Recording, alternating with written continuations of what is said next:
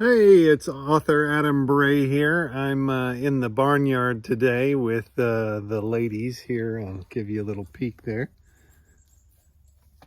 I just got some goats. I think it was last week. I've got some chickens there in the background too, but having a lot of fun with that. But I just wanted to share about a movie that I saw last night. It's called Am I Racist? It's done by Matt Walsh at the Daily Wire. You may know him. He's got quite an strong online presence and at the site. But he did another film. These are both documentaries. What Makes a Woman? That goes into all the transgender, gender fluid, gender neutral, all the gender garbage that's poisoning our society and our children these days. But Am I Racist is brand new. It just came out this weekend, and Daily Wire was kind enough to send me a copy because it's not playing near me. But it is in theaters beginning this weekend all across the country. I just happen to live in a really rural area, as you can see, the goats and the forests and all of that. So I think the nearest here in northern Michigan would be at Traverse City. But it's a great film, and I think it's really important to go see it there in the theaters and support this.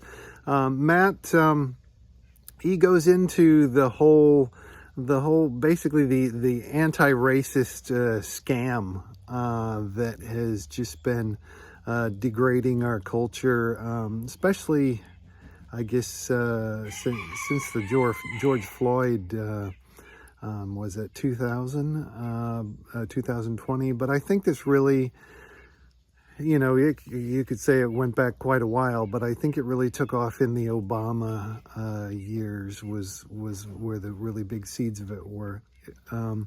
But Matt, he goes through this whole race industry of grifters that basically they charge for these workshops and seminars and things, basically to get a bunch of white people in a room and tell them how bad they are and how racist they are, and just insult and degrade them. And they make a lot of money doing it. Some of them tens of thousands a pop. And so Matt goes through and he shows how this grift it's just all about the money. It's designed, this anti-racist industry, it's designed to tear us apart racially and to just create an income for these people. And if you look at our society, we're far worse off for it, far worse. There was much more racial unity, back 20 years ago, even 10 years ago. All this anti-racist industry has done is just wreck society, and it's caused more racism, if anything.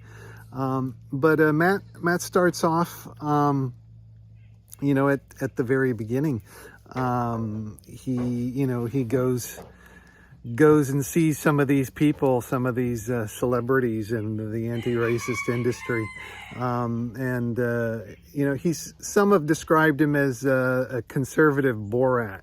And I think that's a fair description. The movie is very funny, very hilarious. I had a lot of good laughs. The music is great. The music's really playful and festive. I'm a music guy, so I noticed that right off the bat. But yeah, he starts off and he goes to some support groups where people kind of do like self-criticisms and get therapy for being white. They've convinced themselves, or had someone convince them, and they've believed it, that they're all, a bunch of racists. So they go to these therapy groups and they pay a lot of money to basically flagellate themselves. And he goes through that, and then he shows how one can become a certified DEI specialist, diversity, equity, and inclusion. These are the departments and the specialists that have been poisoning both big companies, but also government offices. And all of this has been costing us a lot of money, first for the idiots who go as individuals to pay for these lies, but also I think it could be argued that this is helping to raise the price of merchandise, because this is money wasted by companies, and it's going to drive the price of everything up. It's certainly our tax dollars go to it, and a lot of tax dollars do. It's costing all of us money, and it's just a big waste, and it's driving society apart. But Matt goes through in disguise, and he goes to these meetings. He shows how you can become a DEI specialist through dodgy, courses online, and you get your little certificate card. And then he goes through and he does the grift, and he shows how you can make money on that as well. I think probably the highlight of the movie is when he goes to see Robin DiAngelo. She is the famous author of White Fragility. She's one of the ones. She and Ibram X. Kendi are kind of the godfather and the godmother of this anti-racist industry, grift. Ibram's doesn't appear in the documentary, but he is mentioned. But Robin DiAngelo is probably the apex of the movie when Matt goes undercover and meets with her, and just exposes all these people for what they are. They're just grifters trying to make money off of this and destroying society for it. But so it's a really funny movie. It's about an hour and 40 minutes, I think. I highly recommend you go see it, and you really should. It's important to support these things. One, it gives companies like the Daily Wire the funds they need to make more films and shows like this. But it sends a message to Hollywood. And it sends a message to the companies that are watching this, the companies that have really been poisoned, and Robin DiAngelo talks about some of the companies she's worked for, that they've hired her to give these things. I don't want to misspeak, but there are a lot of big tech companies and a lot of entertainment companies. And it sends the message to them that this is a bunch of BS, and they need to stop it, because it's ruining our society, it's ruining our culture, and the anti-racism thing, the DEI thing, it's part of the greater patchwork of ideology that includes the whole trans agenda, the gender garbage.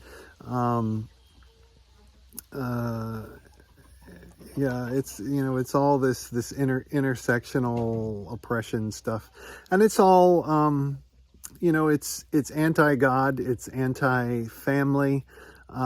It's Marxism. Basically, Marxists tried the whole economic thing, pitting against economic classes against each other, and it didn't really work in America. So they've moved on to this, pitting race and gender and drumming up the sexuality and all of this stuff, and they're using that instead. It's become, this DEI thing is basically a Marxist race cult. The queer theory is a Marxist sex cult, and it's all part of the same agenda. But so yeah, highly recommend it. Please go see it.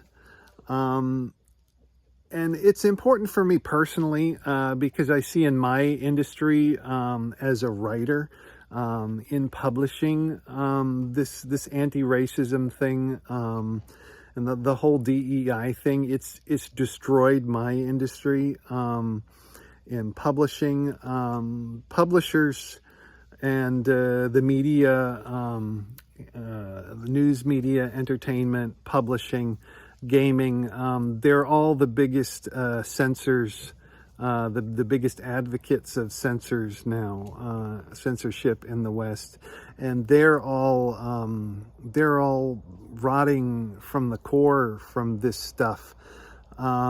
It's made it very difficult for me to get work in this industry, over the last 5 years, because, being a white, Caucasian male, especially a Christian and a conservative white male, I'm everything that DEI doesn't want. So it's made it difficult, and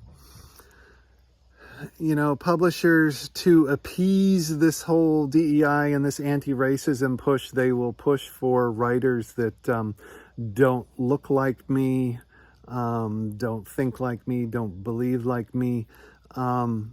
They push for that, and it makes it hard for me to get work, and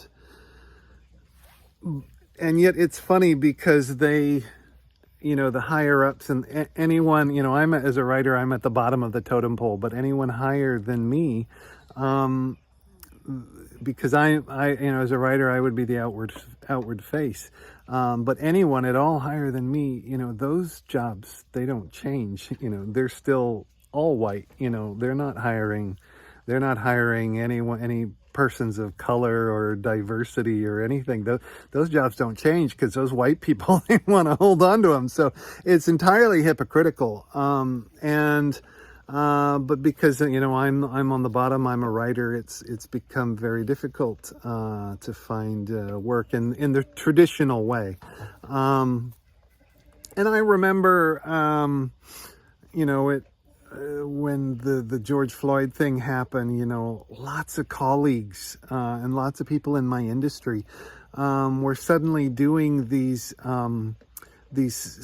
posting these self-criticisms online of what bad white supremacists they were, acknowledging their white supremacy and their white privilege, and posting this to Twitter, these self-criticisms. It's straight out of Marxism 101, it's the type of thing they did in China and, Cambodia and Vietnam. Of course, not online. They do it in the town square, flagellate themselves and say how bad they were. And people, my colleagues, people in publishing were posting these things on Twitter. I'm sure you can still find them, Twitter and Facebook and whatnot, and declaring that, they were going to pay, donate their salary to BLM, their one day's salary, as reparations, as if, the $50 or $80 or whatever it was going to end racism, and that fulfilled their, all their obligations. So they would donate that, and that comes into Matt Walsh's movie, Am I Racist? The whole reparations thing and the ridiculousness of it. But so these colleagues and people in my industry would post this. They're going to donate one day of their salary to BLM, who spent sounds like all that money on mansions and parties, and they spent it on themselves famously. It's a highly corrupt movement and organization. So, it's just ridiculous, and it has rotted my industry, publishing, from the core.